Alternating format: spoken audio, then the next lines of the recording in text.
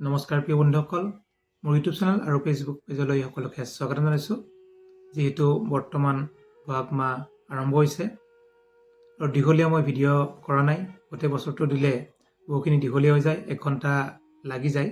সেইকাৰণে মই 2টা মাহ দিব ওলাইছোঁ, বহাগ আৰু জেঠ মাহটো। আজি মই মিথুন ৰাশিৰ বিষয়ে বহাগ আৰু জেঠ মাহটো চমুকৈ আলোচনা কৰিম। মিথুন ৰাশি, যিহেতু ৰাশিৰ অধিপতি আছে বুধ আছে যিহেতু 10ম স্থানত, গতিকে আপোনালোকৰ ৰাশিৰ অধিপতি হিচাপে বুধ 10ম স্থানত আছে। মংগল আৰু শনিযুক্ত জেঠ মাহত থাকিব আপোনালোকৰ 10ম, একাদশ আৰু দ্বাদশত। গতিকে বৰ্তমান যদি চোৱা যায়, ৰাশিৰ অধিপতি হিচাপে বহুত শুভ নহয় বুধ গ্ৰহটো। কিন্তু যিটো আপোনাৰ ৰাশিতে বহি আছে বৃহস্পতি, যেতিয়া ৰাশিত বৃহস্পতি থাকে, বৃহস্পতিয়ে কিন্তু 100% ফল প্ৰদান নকৰে। আপোনালোকৰ মে' মাহৰ পৰা কিন্তু শুভ ফল লাভ কৰিব, জেঠৰ শেষৰ ফালৰ পৰা। তথাপিও বৰ্তমান বৃহস্পতিয়ে মধ্যম ফল প্ৰদান কৰি আছে। যিসকলৰ কৰ্মপ্ৰাপ্তি হোৱা নাই, তেওঁলোকৰ কিন্তু বহাগ জেঠৰ ভিতৰত বা তাৰ পিছতো কৰ্মপ্ৰাপ্তিৰ যোগ দেখা যায়। ৰাশিৰ অধিপতি হিচাপে বুধ যিহেতু নিজ হৈ আছে, বৰ্তমান নিজ হোৱাৰ কাৰণে বহাগৰ প্ৰথম সময়খিনি বহুত শুভ নহয়। কিন্তু আপোনালোকৰ বহাগৰ যিমানে সময় পাৰ হ'ব, সিমানে আপোনালোকৰ বহুত শুভ ফল লাভ কৰিব। স্বাস্থ্যত শুভ হ'ব মিথুন ৰাশিৰ। আৰু যদি কিছু সমস্যা আছে, কথা কোৱাত সমস্যা, মানুহক কথা ক'লে বেয়া পোৱা সমস্যা, এইবিলাক কিছু সমস্যা আপোনালোকৰ শুভ হ'ব। যিহেতু ৰাশিৰ অধিপতি বুধ, শনিযুক্ত আৰু মংগলযুক্ত। মংগল আৰু বুধ যিহেতু শত্ৰু আৰু শনিযুক্ত হ'লে পাপযুক্ত হয়। যিহেতু বহাগ মাহত ৰবি তুংগ হয় আৰু ৰবিৰ লগত যেতিয়া বুধ আহিব, তেতিয়া কিন্তু অতি শুভ ফল প্ৰদান কৰিব। টকা পইচাৰ ক্ষেত্ৰত আপোনালোকৰ যিহেতু অধিপতি চন্দ্ৰ যিহেতু চঞ্চল, সেইকাৰণে আপোনাৰ টকা পইচা আহি থাকে যাই থাকে, বিশেষ জমা নহয়। আৰু তথাপিও কিন্তু বৰ্তমান শুভ বুলি ধৰিব পাৰি, যিহেতু ভাগ্যৰ ঘৰত আছে। গতিকে ভাগ্যৰ ঘৰত থকাৰ লগে লগে অতি শুভ ফল প্ৰদান কৰে। যিহেতু বহাগত যদি আৰম্ভণিতে ভাল হয়, গোটেই বছৰটো ভাল হোৱা বুলি ক'ব পাৰি। গতিকে তেনে ক্ষেত্ৰত ধনস্থান অতি শুভ হ'ব।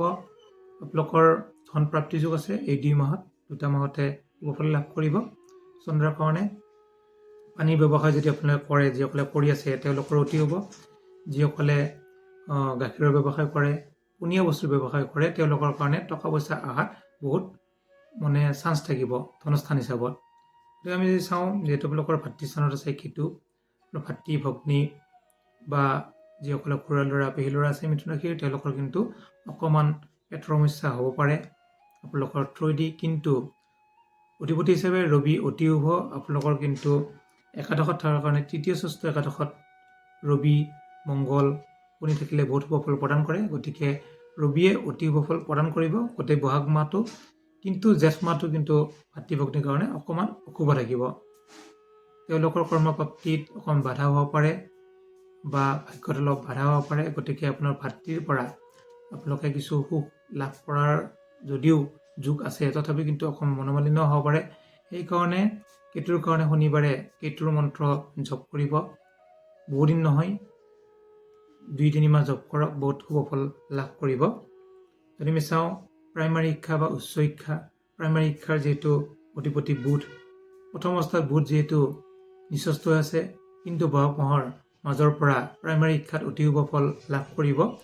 আৰু উচ্চ শিক্ষা যদি চোৱা যায়, উচ্চ শিক্ষাৰ অধিপতি হৈছে শুক্ৰ যিহেতু একাদশত আছে আৰু ৰবিযুক্ত হোৱাৰ কাৰণে কিছু অকণমান অশুভ থাকিব। কিন্তু বহাগ মাহৰ শেষৰ ফালৰ পৰা শুক্ৰ যিহেতু আপোনালোকৰ দ্বাদশত যদিও আহিব, শুক্ৰ নিজৰ ঘৰত আহিব। নিজৰ ঘৰত অহাৰ লগে লগে উচ্চ শিক্ষাত শিক্ষা প্ৰাপ্তি হ'ব, বিদেশ ভ্ৰমণ যোগ থাকিব।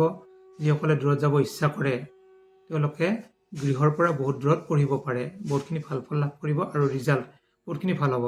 যিহেতু প্ৰথম অৱস্থাত যদি ভাল হয়, গোটেই পঢ়া জীৱনটো বহুত শুভ হয় উচ্চ শিক্ষাত। গতিকে আপোনালোকে ছায়েন্স পঢ়িলেও কিন্তু ভাল ফল লাভ কৰিব শুক্ৰৰ কাৰণে। আৰু যদি আমি চাওঁ একাদশৰ অধিপতি, 10ম স্থানৰ অধিপতি হৈছে বৃহস্পতি, লগ্নত আছে। গতিকে ছায়েন্স পঢ়িলে বেছি শুভ ফল লাভ কৰিব আৰ্টছতকৈ বা কমাৰ্চতকৈ।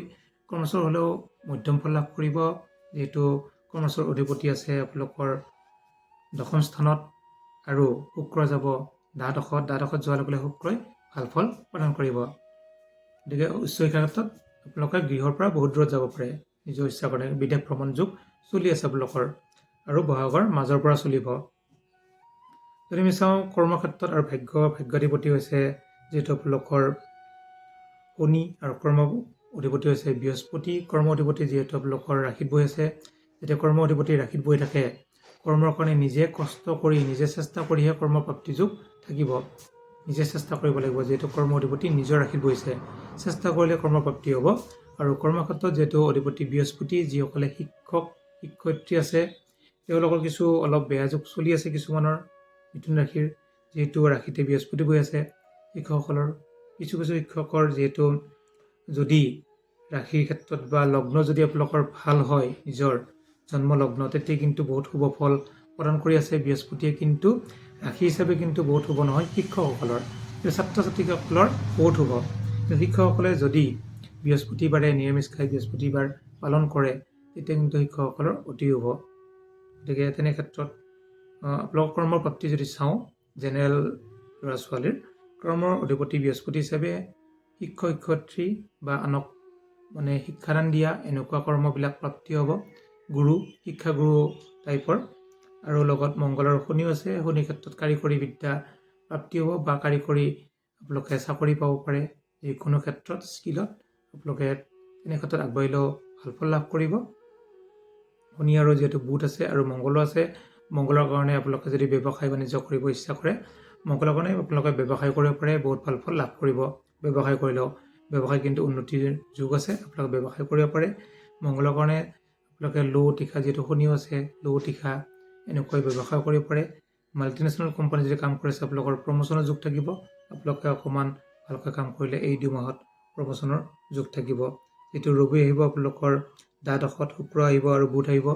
বুধাদিত্য যুগ যদিও প্ৰথম অৱস্থাত নাই, বহাগৰ শেষৰ ফালে বুধাদিত্য যুগ হ'ব। এই যুগৰ কাৰণে যিসকল জাতক জাতিকাৰ বুধৰ দশা বা ৰবিৰ দশা চলি আছে, যিহেতু আপোনালোকে আশাৰা গোষ্ঠী বহাগত চাই থাকে, বহুত মানুহে চৈত মাহত চাই বা বহাগত চাই, আপোনালোকে যিসকলে চাইছে তেওঁলোকে গমেই পাব। যদি আপোনালোকৰ বুধৰ আৰু শনিৰ দশা চলি আছে তেওঁলোকৰ অতি শুভ। যদি কিবা সুধিবলৈ থাকে আপোনালোকে সুধিব পাৰে। ধন্যবাদ।